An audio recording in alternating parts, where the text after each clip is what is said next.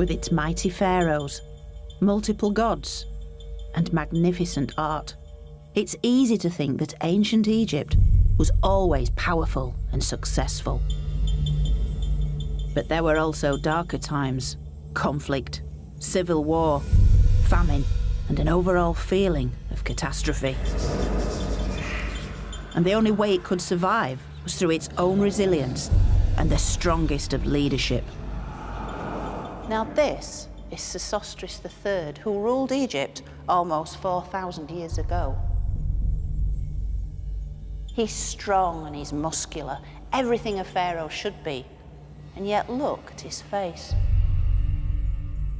His scowling features have been interpreted to suggest his harsh rule, and his large ears, his ability to hear any plots against him.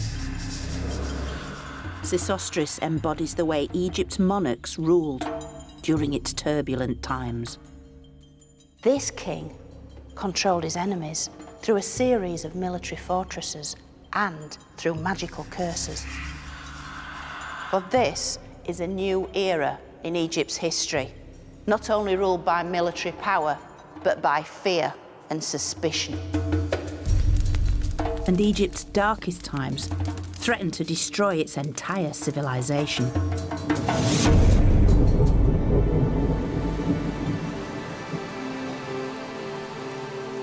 I've already explored how Egypt's ancient culture began thousands of years earlier. Blessed by the River Nile and a rich natural environment, and a society united by a complex ideology.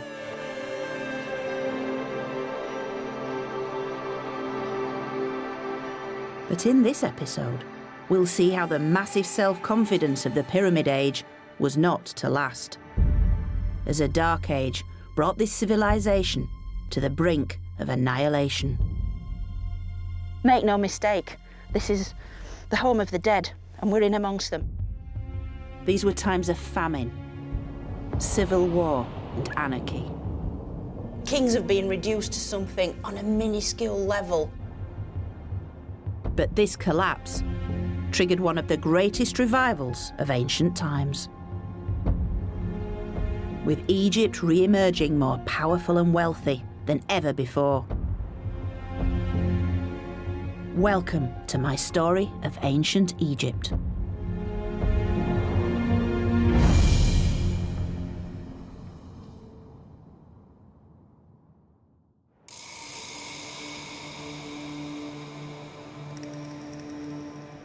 Saqqara, where Egypt's great Pyramid Age began. But among its glories, there's also evidence of a far less well-known side to Egypt's story.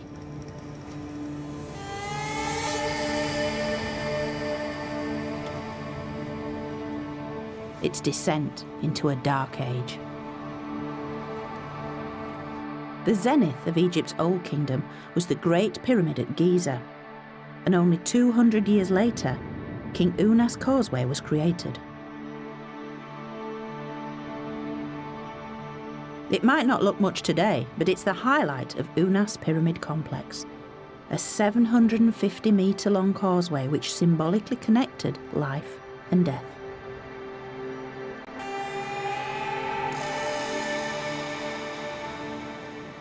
It goes right from the Nile Valley all the way up onto the high desert plateau, right to the foot of the Pyramid of Unas. So it would have been used for his funeral procession, but it would also have drawn up that life-giving force from the valley below up to the city of the dead here at Saqqara. A narrow slit in the roof once allowed enough lighting, but the extraordinary thing is that this causeway was designed for a sole purpose: the king's funeral procession.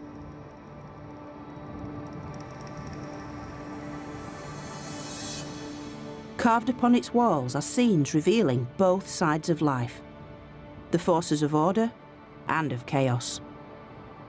It first portrays an idealised version of Egypt, a time of plenty.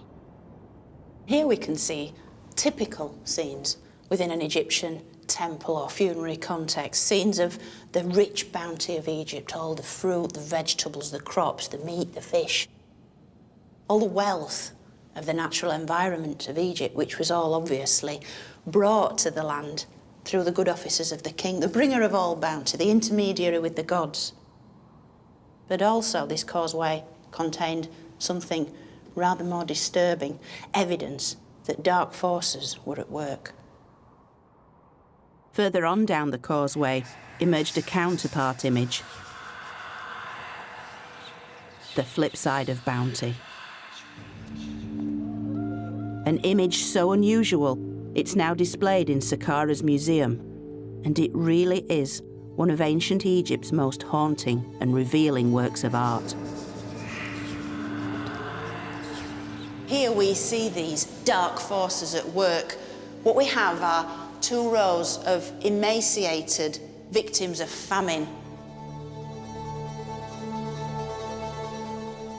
These poor people, they're weak with hunger, they're falling down, they're suffering. And this is basically ancient Egypt coming face to face with reality, because these are believed to be the Bedouins who inhabited the desert fringes of Egypt. So it's as if this kind of idea of suffering, the forces of chaos, are on the periphery of Egypt, but they're getting ever closer to the Nile Valley.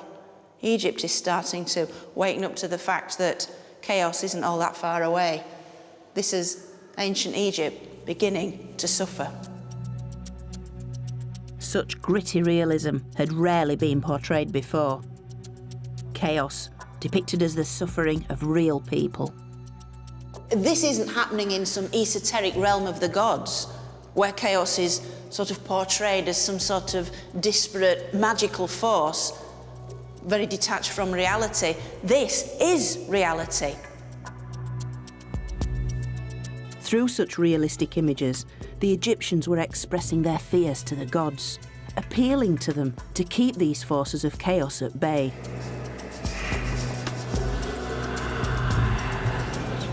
But instead, the starving famine victims would turn out to be a chilling omen.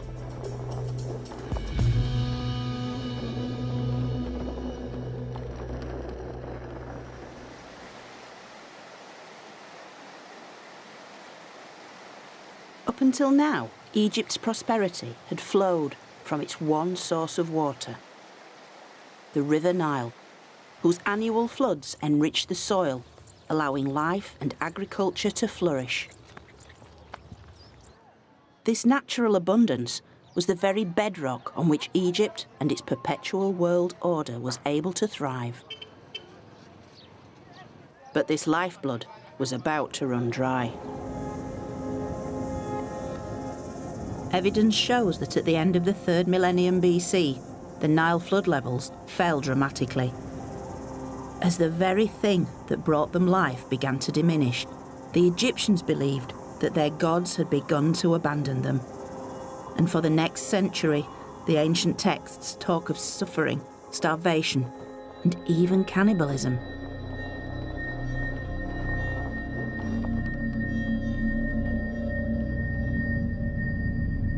Traditionally, Egyptian society had been built on the belief in the divine power of its kings. Without this belief, the Pyramid Age would never have been possible. But now, in its time of need, Egypt's king seemed increasingly powerless in the face of such natural disaster. And this would come to a head with a ruler who was well past his prime.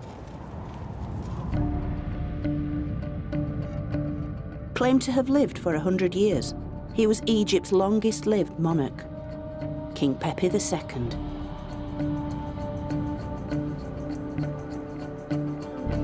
And this space was once a ceremonial running track, the type of place where Pepi would have to display his physical prowess to prove himself to his people.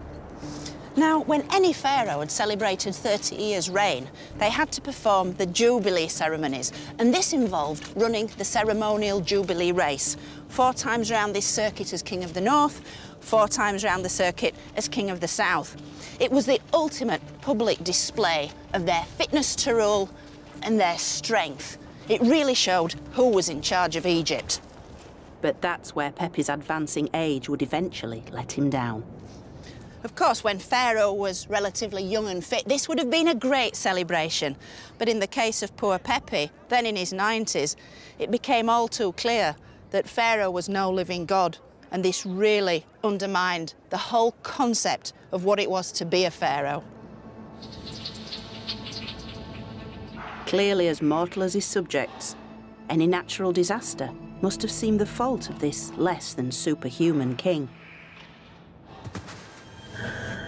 And this combination of a weakening pharaoh and failing harvests led to rapid decline.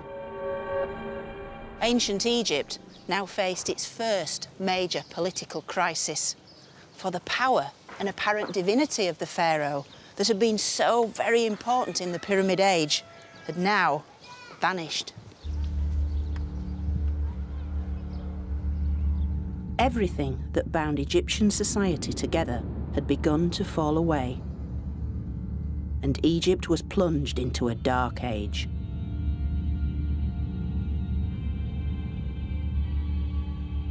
In this time of growing uncertainty, when the Egyptians had lost faith in both the monarchy and state-run religion, they increasingly turned to the power of magic.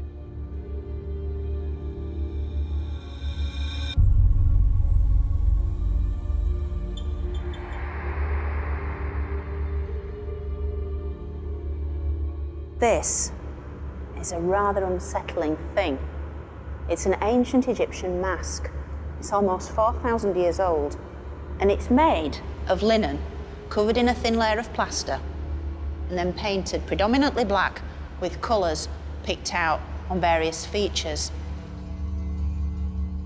Of course, the Egyptians are well known for making elaborate arrangements for their afterlife. The death mask, placed over the mummified body, recreated the features of the dead to make them recognisable to the gods. But this mask is different. It was made to be worn by the living. And we know this because of the very distinctive eye holes, which you can see there. And this would allow the wearer to see around them. You can imagine when this was applied to the face, fastened on, tied on behind the head, it would transform that individual into a completely different entity. Traces of paint on the linen reveal how it might have helped the wearer embody some form of magical being. Whoever wore this was going to some effort to transform their appearance, to try and tap into the hidden forces of the gods and to control the world in which they lived. It's as if the Egyptian individual that wore this was trying to take charge of their own destiny.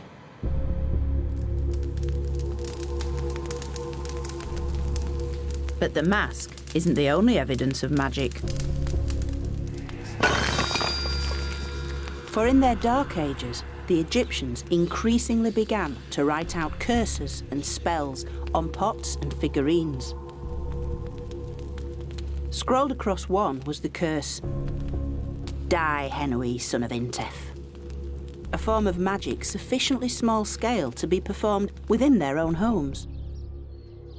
And one of the most graphic ways they did this was to take a piece of clay or a simple pot like this one and write upon it the thing or the person that they wanted to control.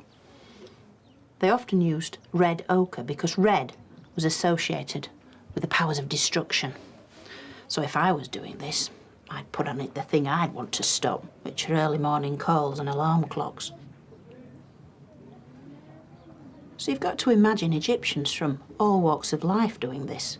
The priest wanting to protect the pharaoh, the soldier in battle against an enemy, or simply a hated love rival. So all sorts of Egyptians could be on the receiving end of something like this. And then, to activate the curse, they smashed the pot.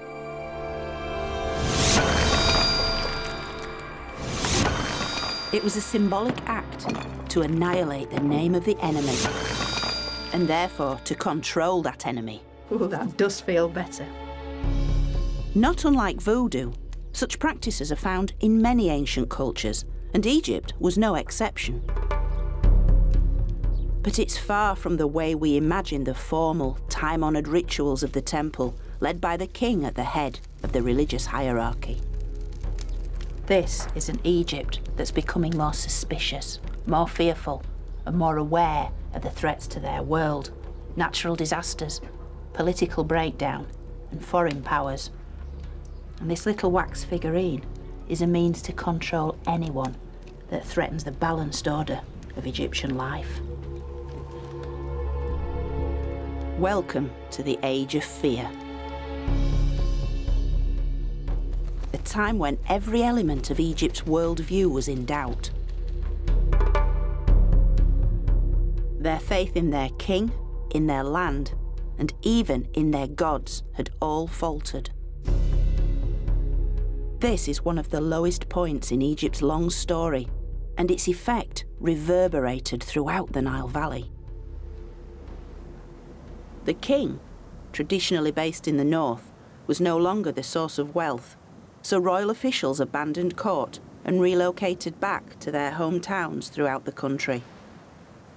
Disunited, Egypt reverted back to how it had been 1,000 years earlier, breaking up into a series of local regions called nomes.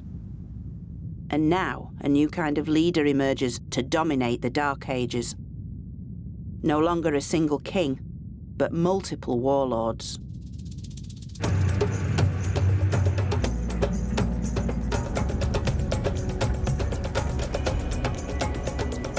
And we know much about one of them because he left his detailed autobiography in his rock-cut tomb at Moala, well away from the usual tourist sites.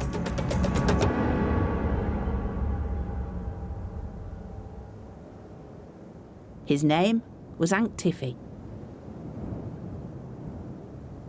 Now, Ankh-Tifi is a small-time official who's worked his way up through the ranks to become the regional governor, or nomarch as it's known. And in the decline in central government, the power vacuum that opens up is now filled by the Ankh-Tifis of this world. Ankh-Tifi's tomb is quite modest by ancient Egyptian standards, but its interior walls tell of his rise to power. And Egyptologist Gary Shaw is going to help me unravel Ankh-Tifi's story. You can see the man himself. Ah, the great man. The great man carved, standing there. He's got a great hairstyle. He does. That is lovely. I'm liking him already. Yeah, the man himself. He has a great tomb as well. The hieroglyphs and images that fill the walls reveal how Ankh-Tifi exploited the power vacuum at the end of the Pyramid Age, reducing the king to nothing more than a footnote. The only time you see the name of a king in the entire tomb is right here. This tiny little cartouche. Oh, it couldn't be any smaller. Look at the size of that. This is Neferkare, and that's it. Is that it in the old tomb? The old tomb, the one mention of a king.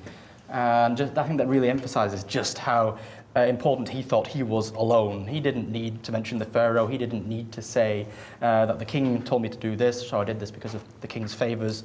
He just did it himself. That is extraordinary. I think that cartouche alone of everything in the tomb encapsulates this whole period. Kings have been reduced to something on a minuscule level, and the local rulers are shown on a huge scale, and it's all about them, isn't it?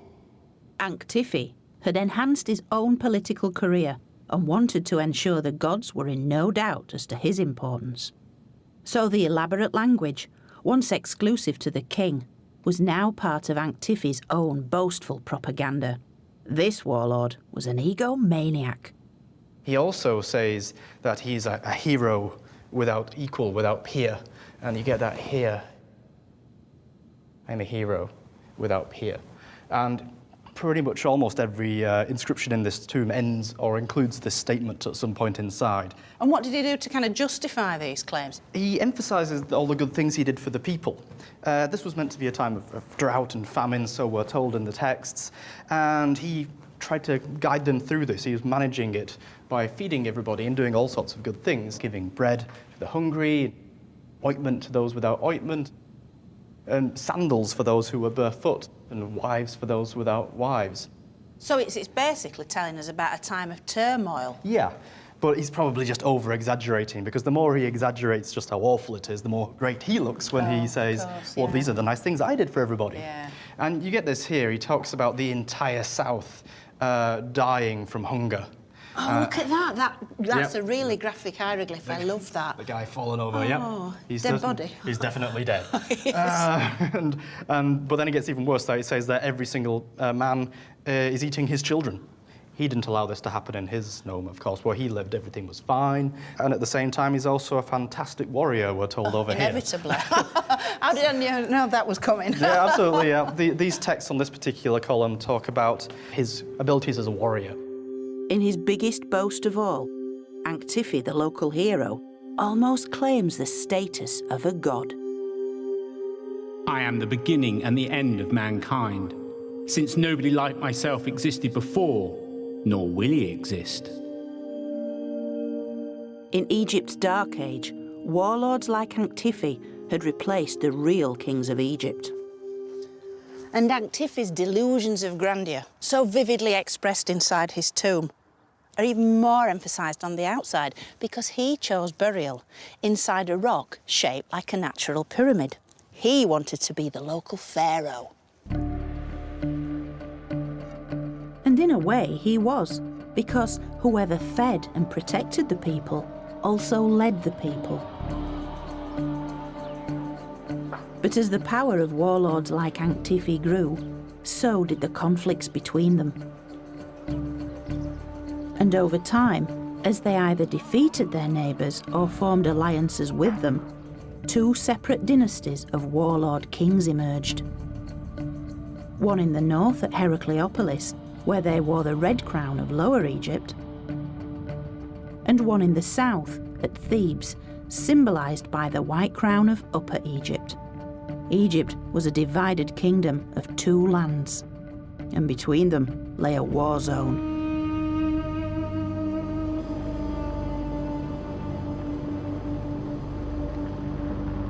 Situated at its centre lay Egypt's most sacred site, its earliest royal burial ground, and still today an evocative and atmospheric place.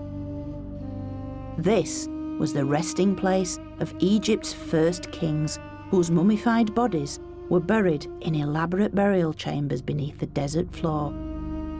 A safe place for their souls, or so they thought.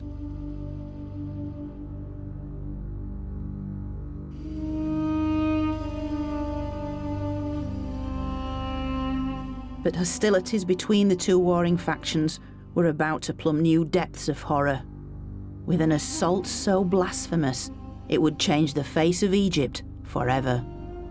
One of the most violent acts was recorded in later texts as the vile deed. For the northern warlord kings, fighting their southern opponents here, actually desecrated these royal tombs. For their troops set fire to the tombs and destroyed the royal mummies. At a stroke, Egypt's physical link to its ancient past was severed. Such an act of desecration was completely unimaginable, and the Egyptian people were rightly appalled. Although the northern kings deeply regretted what their troops had done, the destruction was irreversible, and the origins of Egypt's royal past lost forever. Of course, the problem with such times of destruction is that there's very little left of them for us Egyptologists to find. But clues do remain if you know what you're looking for. Today, what's left of the violation of this royal burial ground is surprising. Thousands upon thousands of broken pots. Although most are not part of the destruction itself, they represent centuries of atonement for the loss of Egypt's physical connection with its past.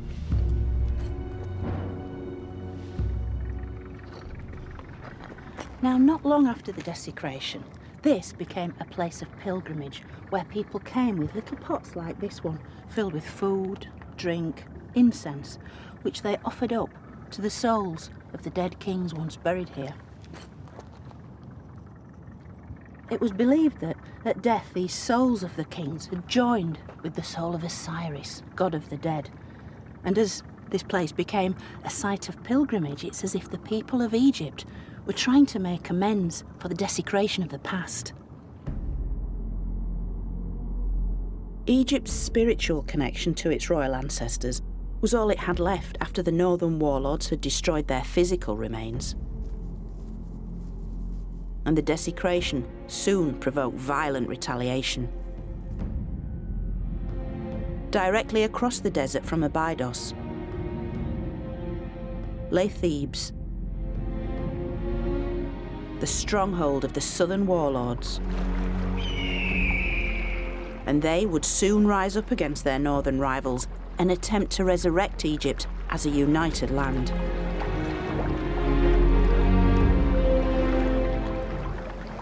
Back in 2000 BC, Thebes was a one-donkey town, and yet its warlords had two distinct advantages over other leaders. They lived on a bend in the Nile called a Kenna Bend, a strategic control point of rich farmland. And their local god was Montu, the god of war. The warlords of Thebes would reunite Egypt, and one in particular came to the fore. His images were carved into the walls of his Theban tomb complex, and his name tells us much. This is the Theban warlord, Montuhotep. And there's a real clue as to what was happening at this part of Egyptian history, because his name, Montuhotep, means the local war god Montu is content, because Hotep simply means content and happy. So, if the war god was happy with Montuhotep, this means that he was a very powerful military figure. And this is a wonderful scene. There are a lot of little clues here to tell us what's going on. And if you look really closely, you can see hands embracing him, flanking him at his back, at his front, around his middle. He's been embraced by the gods, chief amongst whom is Montu himself. And there he is. He's nose to nose with the king. He's giving him the breath of life and infusing him with his own divine power. It was the power of victory, one that finally brought an end to Egypt's first dark age. Montuhotep really did live up to his name as a true son of the war god, because he took his armies north, he conquered the north, and he reunited Egypt. But best of all, he's got the red crown on. And this is the red crown of the north, because Montuhotep is declaring to the world, I might be a southerner, I might be from Thebes, I should be wearing the white crown, but look at me now, I have the red crown. I am the king of the north and the king of the south, and I have reunited Egypt. As Egypt's new king, he became Montuhotep II. But his victory came at a high price. The grim details of what his soldiers went through can be found on Thebes' west bank at Deir el-Bahri. It was inside one of the tombs here that the remains of Montuhotep's warriors were uncovered in 1923. Their bodies silent witnesses to Egypt's civil war of 4,000 years ago, which careful analysis revealed in fascinating detail. Now, the archaeologists found around 60 bodies in the tomb, and these are the original excavation photographs. All of them had been naturally preserved, naturally mummified in the hot, dry climate, so you've still got the skin and the hair. And crucially, evidence of how these men had fought and died. Some of these bodies had been pierced by arrows. This one goes right into the left side of the chest. Others had actually been buried with these leather wrist guards that archers use. 10 of the warriors had been killed with ebony-tipped arrows. But in others, the wounds are even more brutal. You can see here somebody's hit this man on the head with a real whack, and you can see this very, very graphic area of damage there. And after these series of furious blows have been rained down on these poor guys, they lay helpless on the field of battle, their bodies picked at by vultures. You can see here the dreadful damage. It's such a profound image. The bodies reveal evidence of the weapons used against them as they fought for control of Egypt. arrows, slingshot, and even rocks had been hurled at the warriors from above. Eventually, their bodies were collected from the battlefield and carefully wrapped in linen. This linen bore the insignia of the Theban tomb complex belonging to their leader Montahotep. But just as significant as the bodies themselves was where Montahotep chose to bury his fallen heroes. Today, the warrior's resting place is a little-known sealed tomb. But 4,000 years ago, Montahotep honoured his dead soldiers with a burial amongst the graves of his highest officials, making them part of his monument to victory.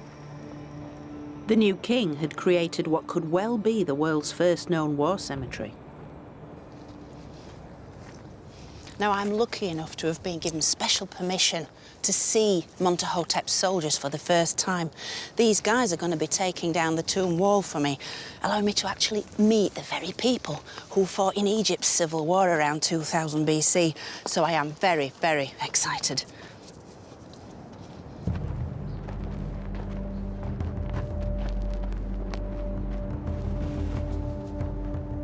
And it was the same curiosity which drove a team of American archaeologists to excavate their original mass grave in the first place.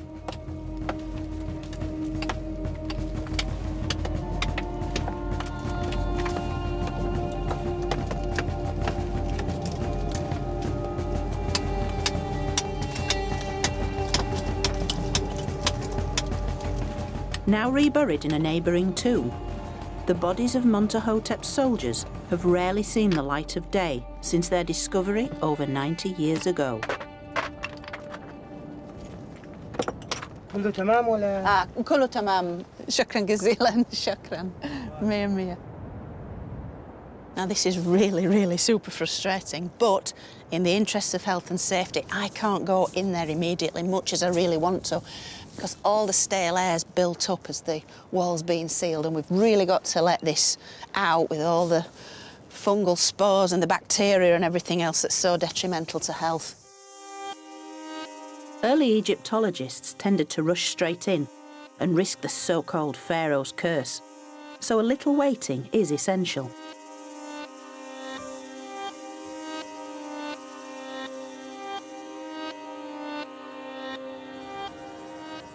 I can't believe we're actually going to enter this tomb now.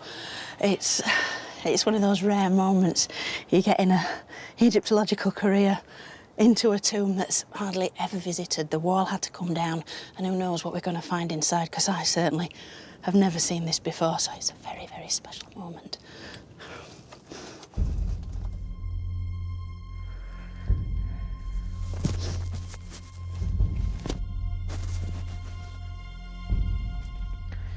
This literally wasn't at all what I expected. Nobody knew what to expect.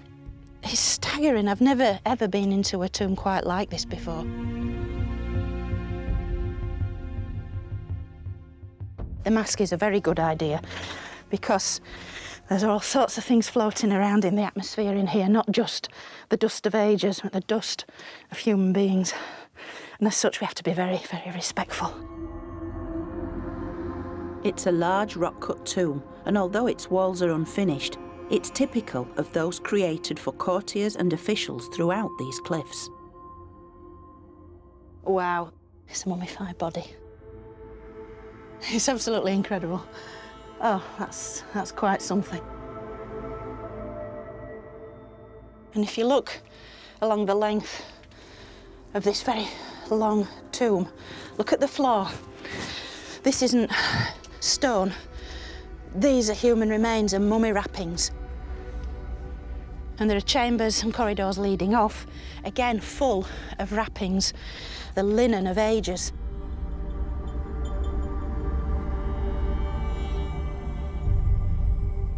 Some of it is claimed to be the very linen that bound the bodies of Montahotep's warriors to help preserve them for eternity. But at first glance, it's hard to get a clear picture, for this particular tomb seems to have been reused many times during Egypt's long history. Part of a shoulder. You see the way the skin's folded and dried out. partial human body, still with much of its soft tissue intact. It hits you immediately in the face and you're confronted with what a tomb is all about. Make no mistake, this is the home of the dead and we're in amongst them. It's a very, very emotive and powerful place to be. But what's striking is how little is left of their bodies. Like many other tombs up and down the Nile, they've been subjected to centuries of looting and damage. And amongst all these linen wrappings and debris and the human remains themselves are the tangible remains of these men who died so bravely in their efforts to reunify Egypt for Montuhotep, their leader.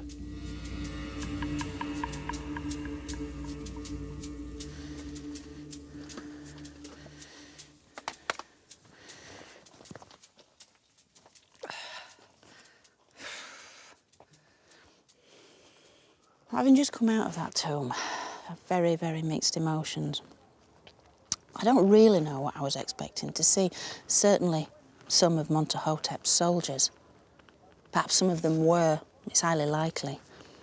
Essentially, what we're looking at are the ancient Egyptians themselves. These are the ancient Egyptians.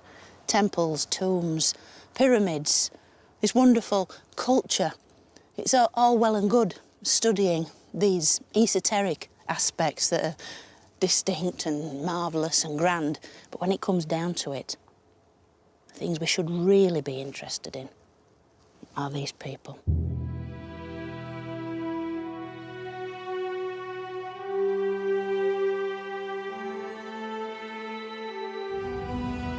Montuhotep's reunification of Egypt marked a new beginning, the dawn of what would become known as the Middle Kingdom.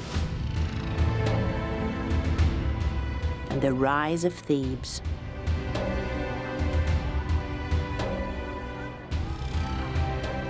Montuhotep made it the new spiritual heart of Egypt. And it would stay that way for the next 2,000 years.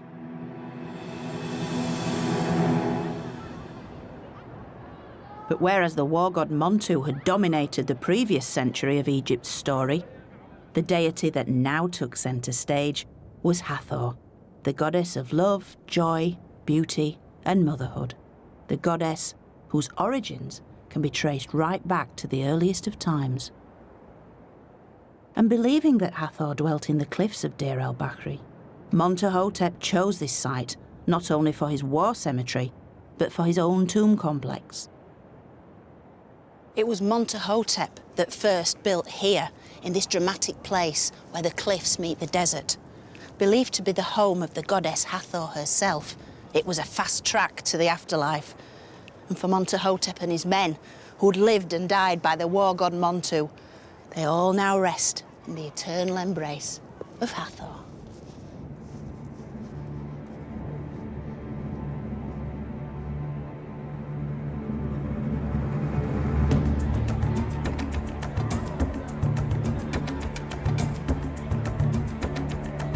The first to build at Deir el-Bahri was Montuhotep, the founder of a reunified Egypt.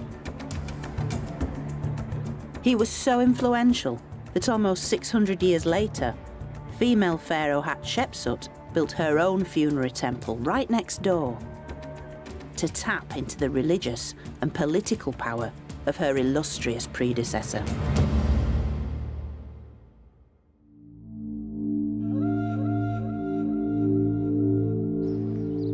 In the Middle Kingdom, life for ordinary people was on the up. Food was plentiful. Wealth and trade flourished. And farming was revitalised with new irrigation systems.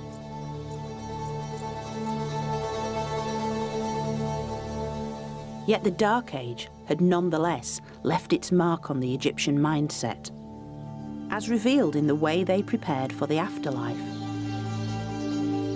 In the Old Kingdom, tomb walls were often covered in elaborate scenes and texts, replicating an idealised version of the Egyptian world. But in the Dark Ages, people had seen their sacred sites ripped apart, So instead of such tomb art, many in the Middle Kingdom opted for its cheaper equivalent,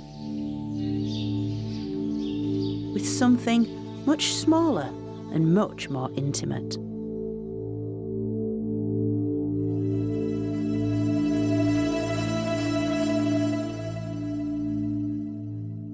While these may look like children's toys, they were in fact made nearly 4,000 years ago to be placed inside Egyptian burials. Now, these wooden models were designed to provide the deceased with an eternal supply of food and drink in the next world. And so we have all the basics here, the Egyptian staples of bread, beer, and beef. So we have the bakers at this end, and they're grinding the grain to make flour, which will then be made into the bread loaves that are cooked in this fire. And the baker is in front there. The arms are quite damaged, but presumably shielding his face from the heat, as we know from other examples. Move to the middle, and we have the butcher here, and he's cutting the throat of this ox, and the legs are bound here to keep the animal in situ while the deed is done. And then we move on to the end, and we have the brewer. This is a fabulous, fabulous example, because he's pushing the mash through a sieve, and the sieve's even being drawn on there, on the top. Actually, in proportion with the rest of it, this individual's ordered rather more beer than either bread or beef, because this section of the model is almost half its length. But you can see the vats of beer carefully laid on their side. It's a wonderfully evocative piece. These people have been working for 4,000 years, and they're still at it. Look at them. The key elements of Egyptian culture were back, and they look little different from times of plenty in the previous millennium. Look at this busy crew grappling with the sail, poles ready to launch the boat off the Nile's banks. And this granary silo. Inside, workers haul sacks of barley, while a scribe counts the crop.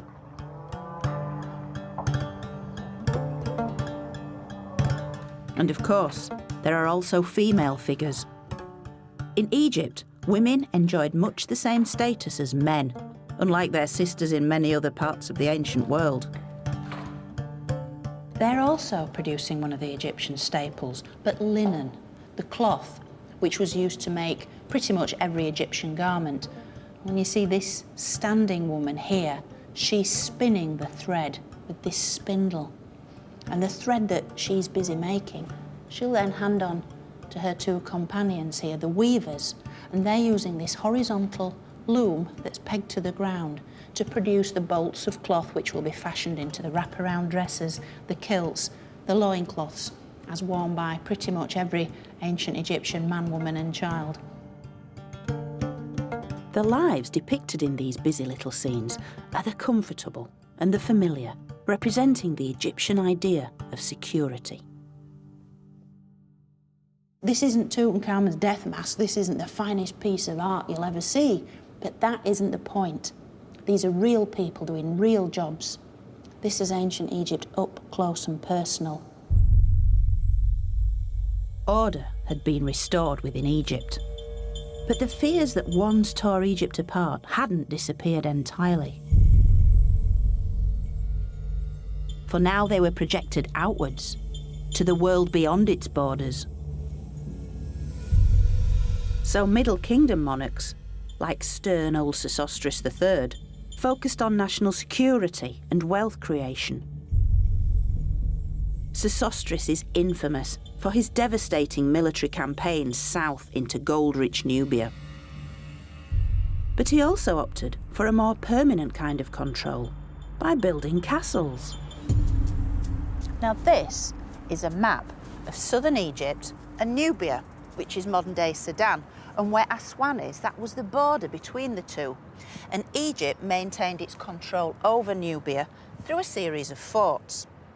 With around 8 of these built by Sesostris himself, these Middle Kingdom forts were within signalling distance of one another, along the southern Nile, down into Nubia. They were all part of a massive state building programme designed to subjugate the local population and maintain the flow of goods and people up into Egypt, particularly Nubian gold. Very few of these forts still survive.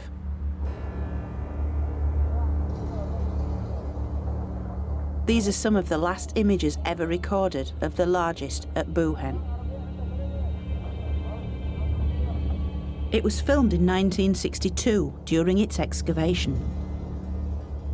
And after the creation of the Aswan Dam, these massive mud brick walls disappeared forever beneath the waters of the new Lake Nasser.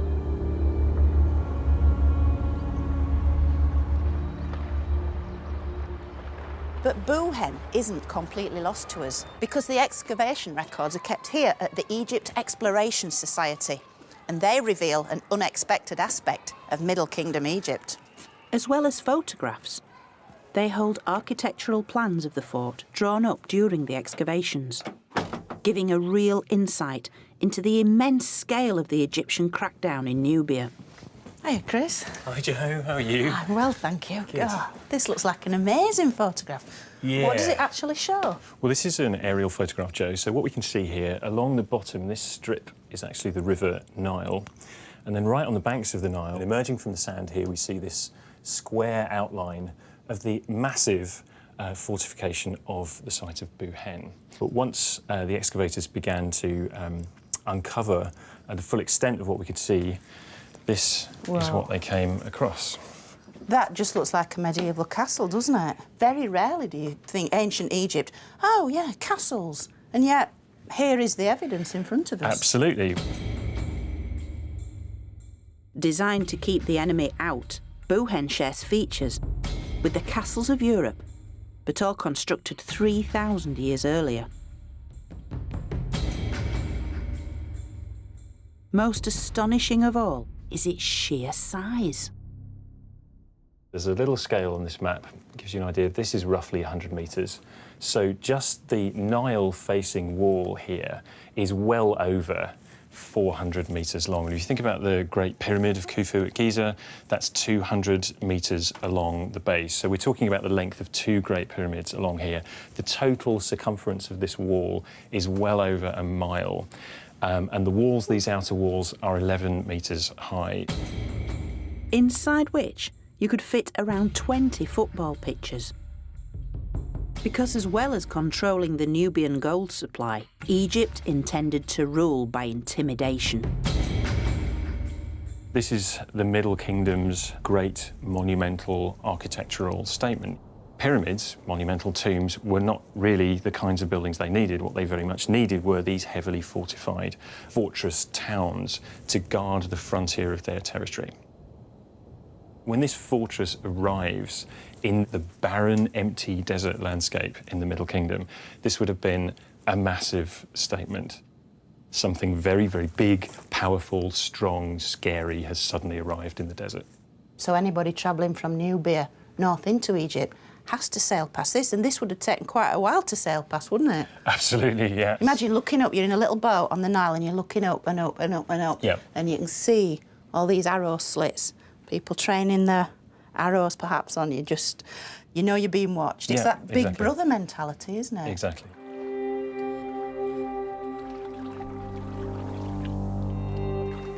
Rising up by the Nile, Buhen was a gleaming citadel of power. But most of all, it was an early warning system, the eyes and ears of a nation defined by suspicion and fear. But Egypt's southern border wasn't the only one to be fortified. The northeastern border with Palestine was also secured with such defences to monitor the large number of foreign traders regularly travelling to sell their goods in super-wealthy Egypt.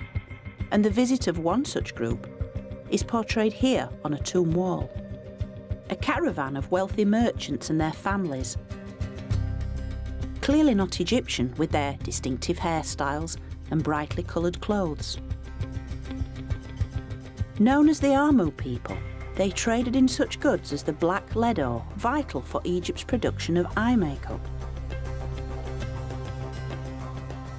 and their distinctive pottery has been found across the Nile Delta, where many of them settled to live and work among the Egyptians. But within a century, some of these Amu had infiltrated high office and eventually took over Egypt itself. Now, these nomadic Amu people who came in and out of Egypt on a regular basis to trade are portrayed here in this wonderful tomb scene. And yet the most important part of the entire scenario are three small hieroglyphs right in the middle. They reveal one of the other terms the Egyptians used to name the Amu. It's basically a crook, a sceptre, and that's written with two symbols, and that's pronounced Heka. It means ruler. And then the third of the three symbols is kind of undulating uplands, which means desert or hill country. Basically, the Egyptians used this symbol to denote a foreign land. So you put these signs together, ruler of foreign lands. And this really is the clue to what happened next, because these Amu of Palestinian origin eventually became the Hyksos. The Heka Hassut are the Hyksos, and they ruled Egypt from the north between 1650 and 1550 BC.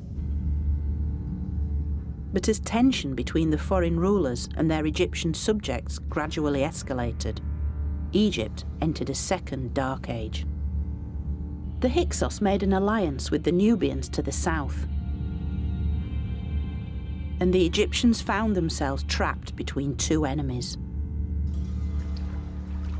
Although we know little of this difficult time, some fascinating texts do survive. Perhaps the most compelling are the words of a royal letter sent by the Hyksos king south to Thebes. Its message would prove so explosive that it galvanised the Thebans to once more regain control of their land. Now, this letter was either a colossal diplomatic faux pas or simply downright rudeness, and it involved the Egyptian goddess Taweret, the pugnacious, blade-wielding hippo. Taweret may have been a protective deity, but she was also a ferocious creature, with features borrowed from the hippo and the crocodile, animals the Egyptians feared. So it seems the Hyksos king, Apophis, set out deliberately to insult the Thebans.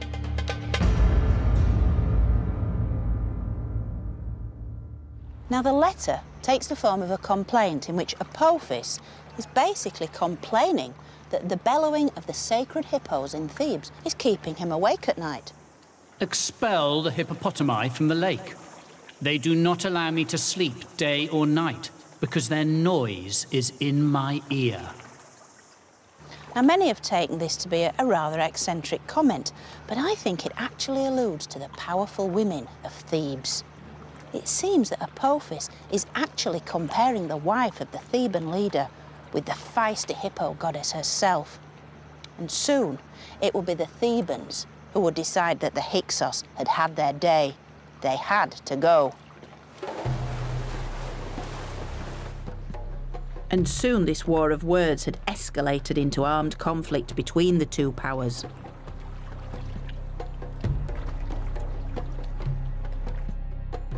But the Egyptians of Thebes had also gained the means to launch their attack, with something developed by the Hyksos themselves: state-of-the-art weaponry. In particular, a new kind of bow, known today as the composite bow. It would revolutionise Egyptian warfare. Wasn't it a lovely shape? It's a beautiful thing. This may look like a bow made of solid wood, similar to those the Egyptians had always used. But the secret of the composite bow is all down to the elements within. It's composite because it's made out of different materials all joined together. So there's a wooden core forming the centre of the bow, but inside the curve, on the belly of the bow, is horn glued onto the wood, which forms a really powerful spring. So the cow horn will go there? Yeah, that's right, on the inside of the curve. And then on the outside of the curve, an even more unpromising material, sinew, which horrid. looks like something the cat would enjoy. And then it's all covered over with birch bark to protect the glue from the elements. Before the Hyksos occupation, the Egyptians had shot arrows from bows carved from solid wood. They were quite large, unwieldy, and only effective at fairly close range. But in the composite bow, animal horn added flexibility and the sinew strength, It's a clever combination of ingredients, isn't it? making it the ultimate in ancient archery.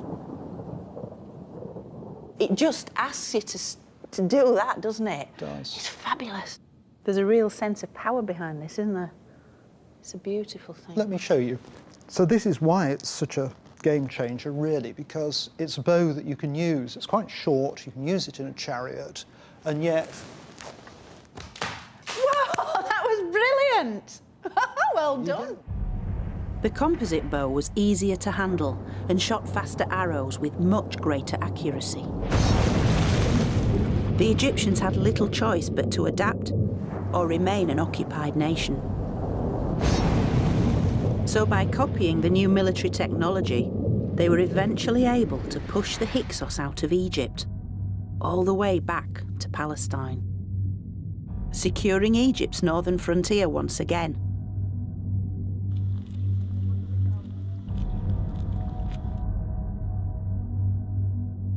And when the new bow was used in conjunction with the other Hyksos introductions, the horse and chariot, the three combined to express the power and supremacy of Egypt's new Egyptian rulers.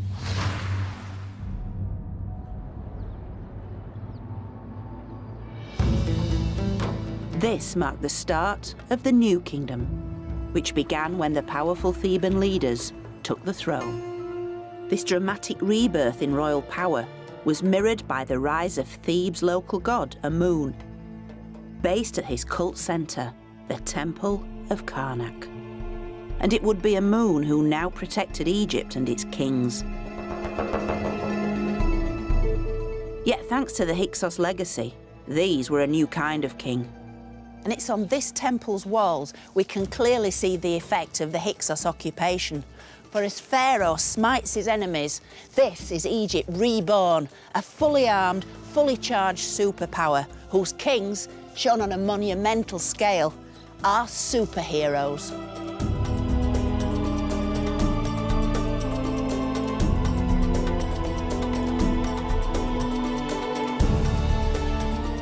Over some 800 years since the Pyramid Age, Egypt's story had been one of upheaval, collapse, finally rebirth.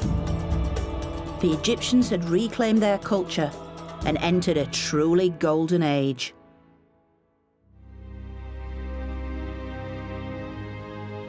The next part of ancient Egypt's story is a time of monumental architecture.